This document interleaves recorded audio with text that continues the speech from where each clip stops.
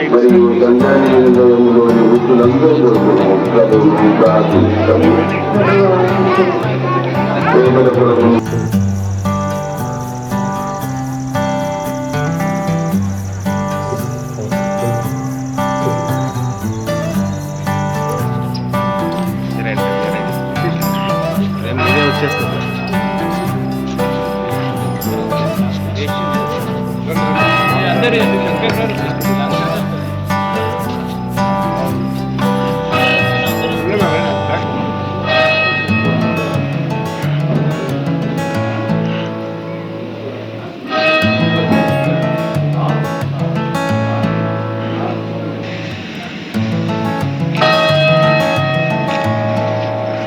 క్షమించునని తన గొప్ప కనికరంగల మాట ఇచ్చున్నాడు.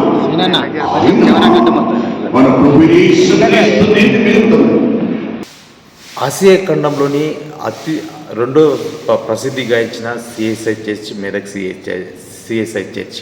ఇది ఎంతో ప్రఖ్యాతి గాయించినటువంటి సిఎస్ఐ చర్చ్ 100 ఏళ్ళు నేటికి 100 ఏళ్ళు పూర్తి చేసుకొని అంగరంగ వైభవంగా ఈ క్రిస్మస్ వేడుకలు ఘనంగా జరుగుతూ ఉన్నాయి.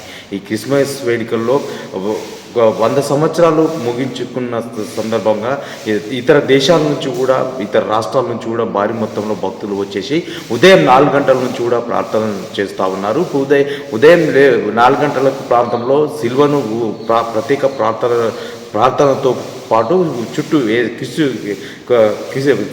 లోపల మందిరంలోని చుట్టూ ప్రార్థనలతోటి తిప్పుతూ సిల్వను ఊరేగింపు చేస్తూ ఉంటారు. ఈ నేపథ్యంలో ఆ తర్వాత వచ్చిన భక్తులకు అందరికీ కూడా ప్రత్యేక ప్రార్థనలు చేస్తూ వారికి ఏదైనా అంటే వచ్చే భక్తులకు ఏవైనా కోరికలు ఉంటే కూడా కోరికలు తీర్చే విధంగా ప్రత్యేక ప్రార్థనలు చేస్తూ ఉన్నారు. ఈరోజు 100 రోజులు పూర్తి చేసుకున్న నేపథ్యంలో ప్రముఖులు కూడా చాలామంది వస్తూ ఉన్నారు. ఈరోజు సీఎం తెలంగాణ రాష్ట్ర ముఖ్యమంత్రి రేవంత్ రెడ్డితో పాటు బీఆర్ఎస్ మాజీ ఎమ్మెల్సీ కవిత కూడా ఈరోజు మెదక్ సిఎస్ఐ చర్చిలో ప్రత్యేక ప్రార్థన చేయబోతా ఉన్నారు.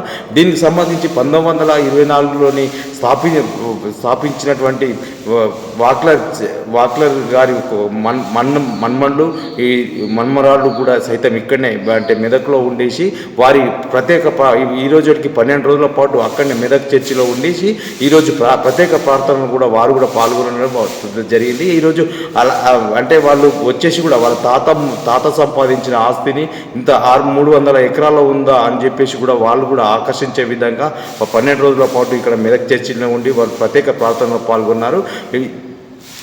ఈరోజు వాళ్ళు కూడా ఇంగ్లీష్ దేశానికి చెందిన వారు కాబట్టి మున్మళ్ళు వచ్చేసి ప్రత్యేక ప్రార్థన చేస్తూ ఉన్నారు. ఇప్పటికీ ఈరోజు మొదలైనటువంటి ప్రార్థనలు ఈ ఉదయం 4 గంటల నుంచి అయినటువంటి ప్రార్థనలు ఈ కర్ణాటక, మహారాష్ట్ర, తెలంగాణతో పాటు ఇతర దేశాలతోటి కూడా సైతం కూడా వస్తూ ఉన్నారు.